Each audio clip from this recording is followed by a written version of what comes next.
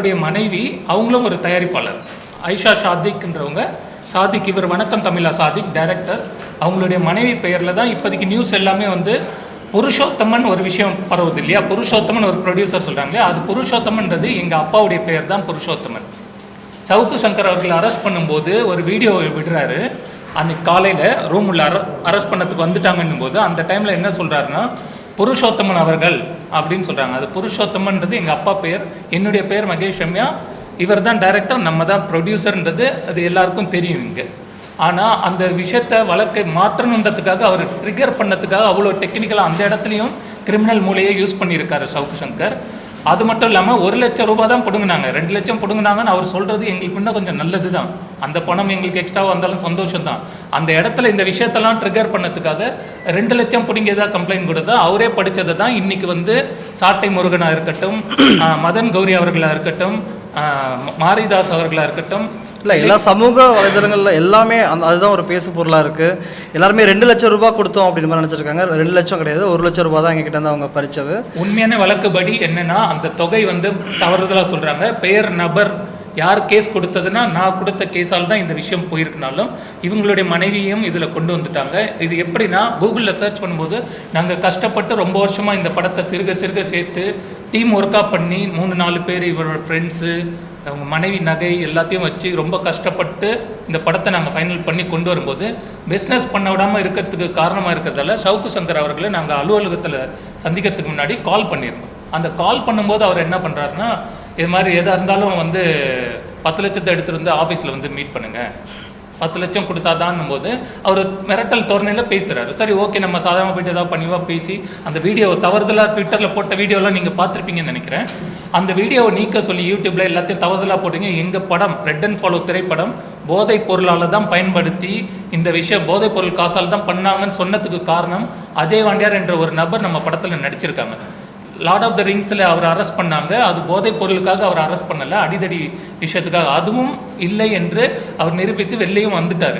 அந்த விஷயத்தை பயன்படுத்தி தனி மனிதன் நாங்கள் நடுநிலை ஃபேமிலியில் உள்ள நாங்கள் நடுத்தர ஃபேமிலியில் உள்ள நாங்கள் கஷ்டப்பட்டு பண்ண படத்துக்கு ஒரு இவ்வளோ பெரிய பிரச்சனை இருக்குன்றதுக்கு அந்த வீடியோ மட்டும் நீக்குங்கன்னு சொன்னதுக்கு தான் அவரோட ரியாக்ஷன். நீங்கள் போலீஸ் அரெஸ்ட் பண்ணும்போதே கால் மேலே கால் போட்டு அவங்கக்கிட்ட எப்படி பேசியிருக்காங்கன்றவங்க அலுவலகம் போனால் எப்படி பேசியிருப்பாங்கன்னு உங்களுக்கே தெரியும். அதை ட்ரிகர் பண்ணதுக்கு அமௌண்ட்டை வேறு மாதிரி மாற்றியும் பேரை மாற்றியும் அரெஸ்ட் பண்ணும்போது அவர் சொன்ன விதம் இன்றைக்கி ஊடகம் எல்லாமே தவறுதலாக நீங்கள் எல்லாருமே நியூஸை பரப்பிட்டு இருக்கீங்க. ஐஷா சாதிக் அவர்கள் கேஸ் கொடுத்த மாதிரியும் 2 லட்சத்தை பிடிங்கிட்ட மாதிரியும் இது முற்றிலும் தவறு. இதை போட்டிருக்க வீடியோஸ் மட்டும் இல்லாமல் மதன் கௌரி வரைக்கும் பெரிய பெரிய ஆட்கள் வரைக்கும் இன்றைக்கி எல்லாருமே இதை தான் பேசிகிட்டு இருக்கீங்க. அது எல்லாத்தையுமே நீக்கணும், என்னோட கோரிக்கையாக கூட வச்சுக்கோங்க. உண்மையான தகவலை இங்கே நீங்கள் கொண்டு போனீங்கன்னா அது உண்மை என்னன்றது அவங்களுக்கு சென்றடையட்டும். சவுக்கு சங்கர் அவர்களுடைய அலுவலகம் தான் ஆதம்பாக்கத்தில் இருந்ததே தவிர நியூஸில் ஆதம்பாக்கத்தில் அவர் அரெஸ்ட் பண்ணாங்கன்னு சொல்கிறாங்க. ஆனால் அவர் அரெஸ்ட் பண்ணது வேற இடம். இவ்வளோ விஷயங்களை வந்து ஊடகம் வந்து ஒரு விஷயத்த ஆன்லைனில் பழைய விஷயம் எடுக்கும்போது 4 வருஷமாக நாங்கள் இந்த படம் பண்ணிகிட்ருக்கோம், அவ்வளோ கஷ்டப்பட்டு சிறுக சிறுக சேர்த்து பண்ணிகிட்ருக்கோம். ஸோ அப்படி இருக்கிறதால இந்த விஷயத்தை எங்களுக்கு படத்தை பிஸ்னஸ் பண்ண விடாமல் ரெட் அண்ட் ஃபாலோன்ற படத்தோட டைட்டிலை இன்றைக்கி இவர் ஆர்சிபின்ற டைட்டிலாக மாற்றி ஆர்சிபின்னு நாங்கள் வெளியிடத்துக்கான காரணம் எங்களோட மனநிலை, இதை மன உளைச்சல், இதனால் தற்கொலை பண்ணிக்கக்கூடிய சூழலுக்கு இந்த படத்தால் எவ்வளோ பேருக்கு நாங்கள் பதில் சொல்லக்கூடிய நிலையில் இருக்கோம். இவர் ஃபேமிலியில் நகையை வச்சு இடத்த விற்று அவ்வளோ விஷயம் பண்ணி கொண்டு வந்திருக்காங்க. அவங்க வீட்டில் தினம் தினம் அவருக்கு அவ்வளோ பிரச்சனைகள் போயிட்டுருக்கு. எங்களுக்குள்ளே தான் இந்த விஷயத்த பேசிகிட்டு இருக்கும்போது இது கேஸ் கொடுத்து கிட்டத்தட்ட ஜூலை 1ஆம் தேதி கொடுத்துருக்கோம். இது அதுக்கு முன்னாடி அலுவலகத்தில் சந்திச்சு இவ்வளோ விஷயங்கள் நடந்தும் இதை புரளியான விஷயங்களை இழுத்து உள்ளே கொண்டு வந்து சவுக்கு சங்கர் அவர்கள் வந்து இதை அரசியலாக கொண்டு போகிறதா இருந்தால் நீங்கள் அரசியல்வாதிகளோட போக வேண்டியது தானே. எங்களை மாதிரி அரசியல் சம்மந்தமே இல்லாமல் நடுத்தர குடும்பத்தில் கொண்டு வந்தோம். இது மாதிரி எத்தனை பேரோட குடும்பத்தை இவர் கெடுத்திருப்பாருன்றதுக்கு நான் ஒருத்தனை போதும். நானும் அவரோட கருத்துக்களுக்கு மதிப்பு கொடுத்துருக்கேன். இவ்வளோ போல்டாக பேசுகிறாரு, இது மாதிரி இருக்காரு, எல்லாம் மனித இயல்பு தானே. காசுக்காக ஏதோ பண்ணுறாருன்னு நினச்சாலும் எல்லா விஷயமே இவர் இப்படி தான் பண்ணியிருக்காருன்றது நோண்ட நாங்களும் சில விஷயங்கள் உள்ளே வரும் இல்லையா. இதை வந்து அரசியலாக கொண்டு போயிட்டு அரசியல் ஆதாயத்துக்காக தான் பண்ணுறோம், இப்படி பண்ணுறோன்னா ட்விட்டரில் போட சொன்னது அரசியல் ஆதாயமா? டிஎம்கேவோ ஏடிஎம்கேவோ வந்து உங்களை ட்விட்டரில் போடுங்கன்னு சொன்னாங்களா? எங்களோட படத்தை பற்றி பேசினதுக்கு தான் நாங்கள் கேஸ் கொடுத்தோம். இது வந்து அவர் வீட்டை உடச்சி இது பண்ணது போலீஸ் இது மாதிரி பண்ணதெல்லாம் தப்புன்னு சொல்கிறது. 6:30க்கு வந்த போலீஸை 10:30 வரைக்கும் வெயிட் பண்ண வச்சவங்க அதுக்கு அவ்வளோ பொறுமை காத்து அரெஸ்ட் பண்ணியிருக்காங்க. எங்கள் படத்தோட டைட்டில் அந்த போஸ்டர்ஸ் வந்து போட்டு ட்விட்டரில் போட்டிருக்காரு. போதை காசில் எத்தனை படம் எடுத்தார் அஜய் அப்படின்னு போட்டிருக்கு. அவர் படித்தவர் தானே. இதில் வந்து தெளிவாக ப்ரொடியூசர் வந்து நேம் போட்டிருக்கு, எல்லாமே போட்டிருக்கு, டைரக்டர் பேர் எல்லாமே போட்டிருக்கு. இது மாதிரி வந்து ஒரு பப்ளிக்காக வந்து ஒரு போதை காசில் எடுத்த படமா அப்படின்னு கேட்டால் நாங்கள் வியாபாரம் பண்ணும்போது எங்களுக்கு அது எவ்வளோ கஷ்டமாக இருக்கும் எங்களுக்கு. நான் வந்து ஒரு சாதாரண ஒரு மிடில் கிளாஸ் ஃபேமிலியிலேருந்து வந்த ஒரு பையன், ஜெயிக்கணும், வாழ்க்கையில் அடுத்த இடத்துக்கு போகணும், முயற்சி பண்ணணும் சொல்லிட்டு போராடிட்டு இருக்கேன். நான் என் மனைவியோட நகைகள், எங்கள் வீட்டு இடங்கள் எல்லாத்தையும் வச்சு நான், அண்ணன், அப்புறம் இன்னொரு ப்ரொடியூசர் அபிராமி வீரமணி அப்படின்றவங்க ஒரு 3-4 நண்பர்கள் சேர்ந்து இந்த படத்தை நாங்கள் தயாரித்து ஒரு படமாக நாங்கள் உருவாக்கி வச்சுருக்கோம். இந்த படத்தை இவர் சம்மந்தமே இல்லாமல் வந்து போதை காசில் படம் எடுத்தாருன்னா அப்போ எங்கள் நண்பர்கள், என் ஃப்ரெண்டுங்க, சொந்தக்காரங்க எல்லாருமே கேட்குறாங்க, என்னடா உன் படத்தோட பற்றி போதை காசில் எடுத்த படம் மாதிரி வருது, என்ன எதுன்னு கேட்குறாங்க. எங்களுக்கு ஒரே ஷாக்கு. எங்களுக்கு என்ன பண்ணுறது, என்ன இது ஒன்றுமே புரியவே இல்லை எங்களுக்கு. அப்புறம் நாங்கள் காவல்துறையில் போயிட்டு கம்ப்ளைண்ட் பண்ணி ப்ராப்பராக இது பண்ணி இப்போ இந்த இடத்துல நாங்கள் உட்காந்துருக்கோம். இது வந்து ஊடகம் வந்து நம்ம உண்மை நிலையை இன்னைக்கு நீங்கள் கொண்டு போகிறது தான் உண்மையான நியூஸாக இருக்கும். இன்னைக்கு நீங்கள் இந்த விஷயம் தெரிஞ்சு கொண்டு போகிறது தான் உண்மையான நியூஸாக இருக்கும்.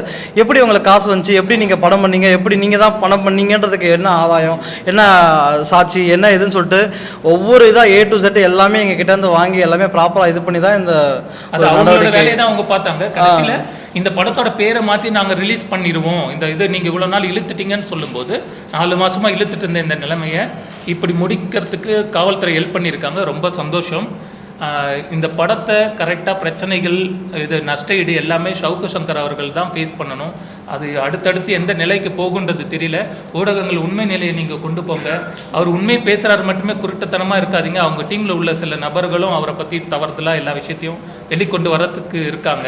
ஸோ அப்படி இருக்கும்போது அவர் வந்து ஒரு பணம் கொடுக்குற இடத்த மட்டுமே நல்லா தூக்கி பிடிச்சி மற்றவங்களை அடித்து பேசுகிறவர்ன்றது எங்களை மாதிரி நடுத்தர குடும்பம், அரசியல் இது இல்லாத குடும்பத்துலேயும் வந்து இது மாதிரி விஷயங்கள் பண்ணி எங்கள் மன உளைச்சல், தற்கொலை பண்ணிக்கிறதுக்கான விஷயங்கள் யோசிக்கக்கூடிய நிலைமைனா படத்தோட எவ்வளோ நஷ்டம் இருக்கும், எத்தனை கோடி செலவு பண்ணியிருப்போம், அதுக்கான கடன் எல்லாத்துக்கும் நாங்கள் பதில் சொல்லிக்கிட்டு இன்றைக்கி எத்தனை பேருக்கு முன்னாடி நாங்கள் வந்து தலைகுனிய நாங்கள் கம்பெயின் பண்ணியே 4 மாதம் ஆச்சு. இந்த கேஸை நாங்கள் கம்பெயின் பண்ணியே 4 மாதம் ஆச்சு.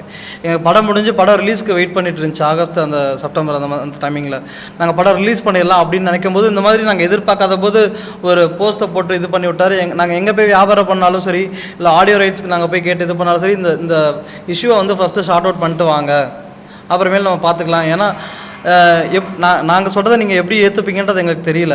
ஆனால் அதுக்கான எல்லா எவிடன்ஸுமே இருக்குது. நாங்கள் பொய்யாவோ ஏதாவது இங்கே வந்து சும்மா உட்காந்து பேசணும் அப்படின்றதுக்காக நாங்கள் எதுவுமே பண்ணல. இங்கே பாருங்கள், இவர் ஹாஸ்பிட்டல் போனதுலேருந்து எல்லாத்துக்கான எவிடன்ஸும் இங்கே இருக்குது, எங்ககிட்ட எல்லாமே இருக்குது. எங்கள் மூவியில் பார்த்தீங்கன்னா மொத்தம் 5 பிக் பாஸ் பிரபலங்கள் நடிச்சிருக்காங்க. நாங்கள் ஒரு சின்ன பட்ஜெட்டில் தான் படம் பண்ணியிருக்கோம். ஒரு 5 பிக் பாஸ் பிரபலங்கள் நடிச்சிருக்காங்க. அப்புறம் முன்னணி நடிகர்கள் ஒரு 2 பேர் நடிச்சிருக்காங்க. காமெடி நடிகர் கருணாகரன், பாலசரவணன், ஜிபி முத்து, யாசிகா ஆனந்த், ஸோ அனிதா சம்பத், ஸோ இந்த மாதிரி ஒரு 15 பிரபலங்கள் நடிச்சிருக்காங்க படத்தில். ஸோ இந்த மாதிரியான ஒரு படத்தில் அஜய் வாண்டியார்னு ஒருத்தரும் ஒரு மொத்தம் 4-5 ஹீரோ படத்தில். ஸோ அவரும் ஒரு மெயின் கேரக்டராக ஒரு ஹீரோவாக பண்ணியிருக்காரு. ஸோ அந்த டைமிங்கில் வந்து அஜயனை வந்து அரெஸ்ட் ஆகியிருந்தார். அவர் மேலே ஒரு பொய் வழக்க போட்டு அவர் உள்ளத்துல இருந்தாங்க. இப்போ அவர் வெளியே வந்துட்டார். ஸோ அவர் சம்மந்தப்பட்ட விஷயத்தை, அதாவது இப்போ இந்த யூடியூப் பொறுத்த வரைக்கும் எப்படின்னா, இப்போ கரண்ட் சினாரியோவில் என்ன இருக்குது, இப்போ அது சம்மந்தமாக நம்ம பேசணுன்னா நம்ம வந்து வைரல் ஆகும், ட்ரெண்டிங் ஆகும் அப்படின்றது ஒரு விஷயம் இருக்குது யூடியூப் பொறுத்த வரைக்கும். ஸோ அவர் வந்து அஜய் வாண்டியாரை எடுத்து வச்சுட்டு, அஜய் வாண்டியா தான் இந்த படத்தோட ப்ரொடியூசரு, அவர் தான் இந்த படத்தை பண்ணியிருக்காரு. நீங்க படிப்பீங்கல்ல, உங்களுக்கு இதுல என்ன போட்டிருக்குன்னு நீங்களே தெளிவா பாருங்க. இதற்கான ப்ரூஃப் எல்லாம் கொண்டு போய் தான் ஆபீஸ்ல போதை காசில் எத்தனை படம் எடுத்தார் அஜய், இதற்கான காசெல்லாம் தான் நாங்க வந்து இத டீடைல்லாம் தான் அவருக்கு காட்டி, தயவு செஞ்சு இது எங்க வியாபாரத்துக்கு நாங்க போயிட்டு எடுத்து ரெக்யூஸ்டா தான் நாங்க கேக்குறோம் அவங்க கிட்ட. சார், நீங்களும் ஒரு மீடியா துறையில இருக்கீங்க, நாங்க ரொம்ப கஷ்டப்பட்டு வந்துட்டு இருக்கோம், இந்த பதிவு இன்னைக்கு எங்களுக்கு ஒரு மன்னிப்பு பதிவு மட்டும் ஒரு வீடியோ ஒன்று போட்டு கொடுங்கன்னு ஆரம்பிச்சோம். நீங்க யார் இடத்துல வந்து யாரா வந்து நீங்க ரவுடி பையலா வச்சு நீ படம் எடுப்ப, நீ அப்படி சொல்லிட்டு நான் பயந்துட்டேன். அந்த மனுஷன் எவ்வளவு சாதாரணமா இருக்கானா, இப்படி கத்தி இது பண்ணி பேசுறாரு, நான் பயந்துட்டேன் சீரியஸா. டிஎம்கே உடனே சவுக்கு சங்கர அரெஸ்ட் பண்ணதுக்காக இவங்க ஜோடிச்சு பண்ணிருக்காங்கன்னு மாதிரி சொல்ல மாட்டாங்களா? இத நான் சொல்றேனே,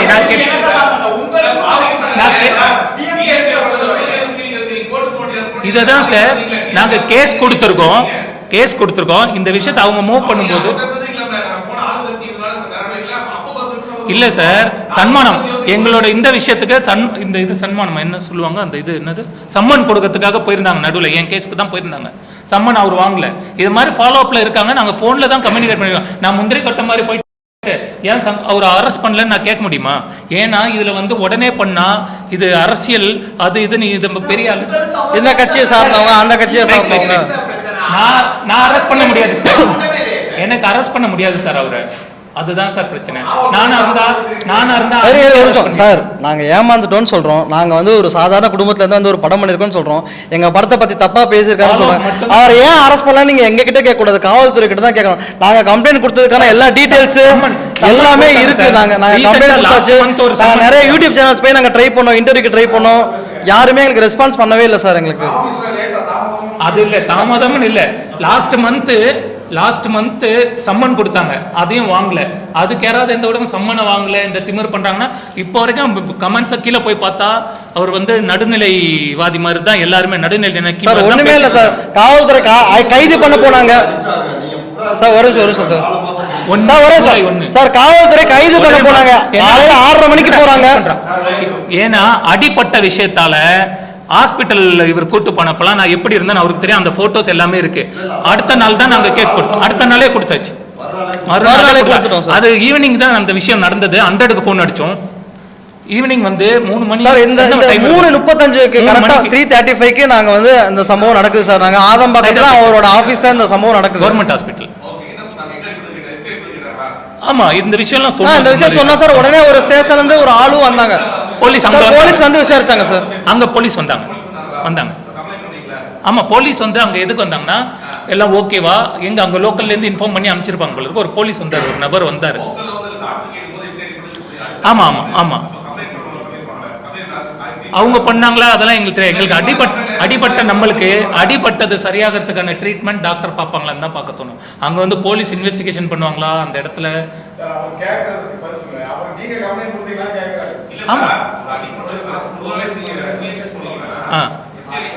சார் போலீஸ் ஸ்டேஷன்ல அது புரியுது எனக்கு. நீங்க சொல்றது லாஜிக் புரியுது. எனக்கு வந்து அந்த அடிபட்டப்ப ஹாஸ்பிட்டல் போறப்ப அவங்க கிட்ட கேஸ் கொடுத்த பிரோஜனம். நான் அடுத்த நாள் போலீஸ் வந்தாங்க சார். அங்க வந்தாங்க போலீஸ் வந்தாங்க சார். அந்த பிரச்சனை முடிச்சு படத்தை நிம்மதியா ரிலீஸ் பண்ணிடுவோம். குடும்பம் அதுக்காக இவ்வளவு தூரம் பண்ணிருக்கோம். இவங்க ஃபேமிலியில அவங்க ஒய்ஃபோட நகை, அவங்களும் ஒரு தயாரிப்பாளர், இவ்வளவு விஷயங்கள் பண்ணும்போது மனநிலை எங்களுக்கு எப்படி இருக்குன்னு புரிஞ்சுக்கணும். நீங்க சார் 19.5 லட்சம் ரூபாய்க்கு நகை மட்டும் அடமானத்தை வச்சிருக்கோம் சார். எல்லா ப்ரூஃபையும் கொடுத்துருக்கோம் சார். பட்ஜெட் இப்ப சொல்ல எப்படின்னா பிசினஸும் பண்ணிட்டு 5 பிக் பாஸ் ஆர்டிஸ்ட் இருக்காங்க. 2 comedy leading artist Balasaravanan, Karunakaran இருக்காங்க. ஜிபி முத்து, பைல்வான் ரங்கநாதன், நிறைய பேர், Jangiri Madhumitha, Robert dance master, stunt 6 song. Sir இந்த படத்தோட ஸ்கிரிப்ட் வந்து ஜிவின்னு ஒரு படம் நீங்க பாத்திருப்பீங்க. ஜிவின்னு ஒரு படம், ஒரு பிளாக் பஸ்டர் மூவி. அந்த படத்தோட ரைட்டர் பாபு தமிழ் தான் வந்து ஸ்கிரிப்ட், ஸ்கிரீன் பிளே, டயலாக் எல்லாமே எழுதியிருக்காரு. படம் ஒரு ப்ரொஃபஷனலா ஒரு நல்ல மூவியா இருக்கும் சார். ஒரு நல்ல என்டர்டைனரா இருக்கும். சார் இப்போ நீங்க இந்த விஷயம் சம்பந்தமா அடுத்த பேட்டி உங்களுக்கு மெயில்ஸ் பண்ணா அப்படின்னு ஐபிசி போனப்ப என்னாச்சு? ஐபிசி என்ன பண்ணாங்கன்னா இன்டர்வியூ எடுத்தாங்க. உள்ளெல்லாம் கூட்டு போனாங்க. உடனே எல்லாம் பயந்துலாம் இது பண்ணல. எதுக்கு அது அந்த வீக்ல நினைக்கிறேன் அந்த அரெஸ்ட் பண்ணி கரெக்டாக அந்த டேட். ஏன்னா அவங்கள நாங்கள் பொருட்டாவே இப்போதைக்கு நினைக்காததுக்கு ரீசன் என்னன்னா இது வந்து ஐபிசி மேலே அகெயின்ஸ்டாக போயிடக்கூடாதுன்றதுக்காக தான். ஊடகத்துக்கு நண்பராக இருப்பாங்க. அந்த ஊடகத்தில் வேலை செய்கிறவங்க வேணா ஏதோ பண்ணுவாங்க. இது யாரோ ஒரு டிசிஷன். இன்டர்வியூ எடுத்தாங்க. ஜஸ்ட் ஒரு 2 மினிட்ஸ் தான் சார் எடுத்தாங்க. எடுத்துட்டு நாங்க அவரை பத்தி சொல்ல ஆரம்பிக்கிறோம். ஓகே அப்படின்னு சொல்லிட்டு அப்படியே கல்கலாரு இது பண்ணாரு. சரி கிளம்புறாரு. அவர் ஒரு ஊடகத்துல இருக்காரு. அவர் ஒரு ஊடகம் சொல்ல பேர் சொல்ல வேண்டாம். அவர் ஒரு ஊடகத்துல இருக்காரு. அவர் ஒரு ஊடகத்துல இருக்கும்போது ஊடகத்தை பத்தி தப்பா பேசக்கூடாதுன்னா தப்ப வெளி கொண்டு வரது தான் ஊடகத்தோட வேலை. ஊடகத்தை பத்தி ஊடகத்துல உள்ளவரை பத்தி தப்பா சொன்னா இப்ப பக்கத்துல இருக்கிற ஊடகம் நீங்க பக்கத்துல இருக்கிற அந்த லேடி மேல கை வச்சீங்கன்னா தப்பு தான். எல்லாரும் அடிப்பாங்களா? அடிக்க மாட்டாங்களா? தப்பு தானே. மாலதியும் என் மேல கை வச்சிருக்காங்க. மாலதி பேசினதெல்லாம் இங்க சொன்னா உங்க மீடியா எல்லாமே பார்ப்பாங்க. ஃபேமிலியில அவ்வளோ கேவலமா பேசக்கூடிய வார்த்தைகள் பேசி கொலை பண்ணுங்க. இவன் இல்ல அவங்க ஆளுதான் டீசென்ட். ஆளுதான் டீசென்ட். பேச்சு எப்படி இருக்குன்னு உங்களுக்கே தெரியும். நம்ம ஆபீஸ்க்கே வந்துட்டு இது பண்றானா இங்கேயே கொண்டு போடுங்க. எவன் கேட்கறது? நம்மளை கேட்கறதுக்கு எவன் இருக்கான்னு கேட்குறாங்க. அப்புறம் ஒரு 4 பேர் இருந்தாங்க சின்ன பசங்க. அது கரெக்டா எங்களுக்கு தெரியல யார் யாருன்னு. நபர் அடையாளம் தெரியும் ஓரளவுக்கு காட்டினா பார்த்தா. ஆனா அவங்களும் அடிக்க வந்தாங்க. இவர் வந்து அதை தடுக்க வந்தார். பாயிண்ட் என்ன? ட்ரிகர் ஆகிற பாயிண்ட்டு கரெக்டாக கேட்டீங்க. அதிக வார்த்தைகள் விடலை, கெஞ்சி கேட்டு இந்த ஆதாரம்லாம் கொடுத்து நீக்க சொன்னதுக்கு பண்ணலை. அவரோட ஆட்டிடியூட்டு போலீஸ்கிட்டே எப்படி இருக்கணும் போது எங்ககிட்ட காட்டினாரு. மன்னிப்பு நாங்க என்ன சொன்னோம்னா அப்படி மன்னிப்பு ஒரு மன்னிப்பு போட்டு கேட்ட ஒரு வீடியோ வந்து எங்களுக்கு நீங்க பண்ணி கொடுங்க. யார்கிட்ட வந்து மன்னிப்பு கேக்குறீங்க அப்படின்னு ஸ்டார்ட் ஆனதுதான் சார் பிரச்சனை. அங்கதான் அப்ப அவர் பேச எங்களுக்கும் ஒரு கோவம் வரும்ல. ட்விட்டர்ல போட்டு யூடியூப்ல போட்டிருக்காரு சார். யூடியூப்ல போட்டிருக்காரு சார். நான் ட்விட்டர்ல தான் சார் போட சொல்றேன். ட்விட்டர்ல யூடியூப்ல எதுல வேணா ஒரே ஒரு வீடியோ மட்டும் இந்த படத்தோட பேர் இந்த ப்ரொடியூசர்ஸ் நாங்க தான், எங்களுக்கும் இந்த போதை மருந்து இந்த விஷயத்துக்கும் எந்த சம்மந்தம் கிடையாது அப்படின்னு ஒரு வீடியோ போடுங்க அப்படிதான் நாங்கள் அவங்க கிட்ட கேட்டோம். யூடியூப்ல எந்த கண்டென்ட் அது எடப்பாடி இந்த இது விஷயம் பேசும்போது அதில் ஒரு செகண்ட்ஸ் இல்லாமல் நாங்கள் நோட் பண்ணி வச்சிருக்கோம். இந்த ரெட் அண்ட் ஃபாலோ போதைப் பொருளால் பண்ணது அஜய், இது வந்து யூடியூப்ல பேசின வீடியோ செகண்ட்ஸ் வரைக்கும் நாங்கள் ஹோல்ட் பண்ணி நிறுத்தி வச்சிருக்கோம். எங்க போஸ்டர் யூஸ் பண்ணியிருக்காரு, எங்க படத்தோட போஸ்டர் வரைக்கும் யூஸ் பண்ணியிருக்காரு. ஆமா, எங்க படத்தோட சட்டப்படி ஒரு படம் ரிலீஸ் ஆகாத படத்தை பற்றி அவதூறு பரப்புறதே தப்பு. அது ஒன்று. அதில் பணத்தை பிடுங்கிறது, கொலை மிரட்டுறது, இதெல்லாம் பார்த்துட்டோம். போலீஸ் மேலே இத்தனை நாள் கழிச்சு பண்ணது அரசியல் ஆதாயம் தேடி பண்ணுறாங்க, இது பண்ணுறாங்க. நீங்கள் அதெல்லாம் அரசியல் ஆக்குறீங்க. நாங்கள் நடுநிலையில இருந்து ஃபேமிலியில் கஷ்டப்பட்டு படத்தை பண்ணிட்டு இந்த படம் எப்பயாவது வெளில வராதுன்னு கடன் வாங்கி பண்ணியிருக்குன்றதுக்கு ப்ரூஃப் கொடுக்குறோம். ஜுவல்லரி ஷாப்பில் நாங்களாம் எல்லாருமே ரெடி பண்ண முடியும்.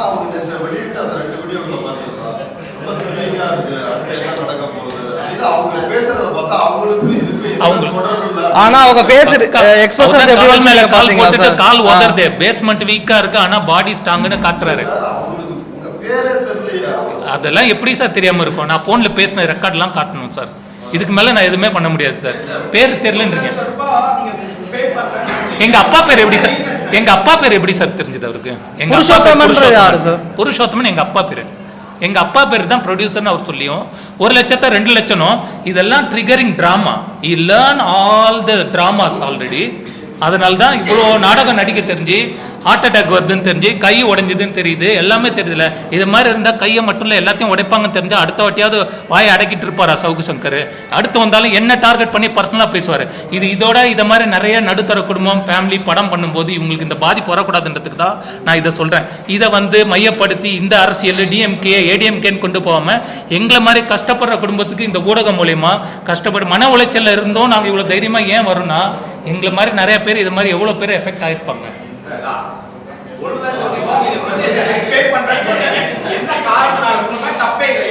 அதை ரிமூவ் பண்ணுங்க. ஆனா எங்களுக்கு தேவை அவ்வளோ நகை வச்சிருக்கோம், இவ்வளோ பணத்தை வச்சிருக்கோம். படத்தை ரிலீஸ் பண்ணதுக்கு பிசினஸ்க்கு என்ன தெரியுமா சொல்றாங்க?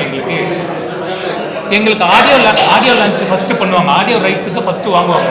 நாங்கள் ஒரு நபர்கிட்ட பேசிட்டு இருக்கோம் ரொம்ப நாளாக. ஆடியோ படம் எல்லாமே கம்ப்ளீட்டு. அந்த ஆடியோ இதுக்கு என்ன சொல்றாங்கன்னா, இந்த விஷயத்த நான் கேஸ் கொடுத்துருக்கணும்னா இதை முடிச்சுட்டு வாங்க.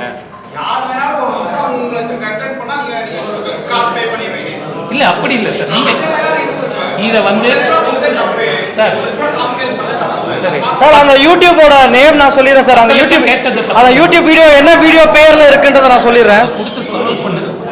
புரியுதா? அந்த பிரச்சனை முடிச்சு ராஜ் சத்யன் செய்த தில்லு முள்ளுகள் அப்படின்னு சொல்லிட்டு ஒரு தலைப்புல அந்த வீடியோ இருக்கு சார்.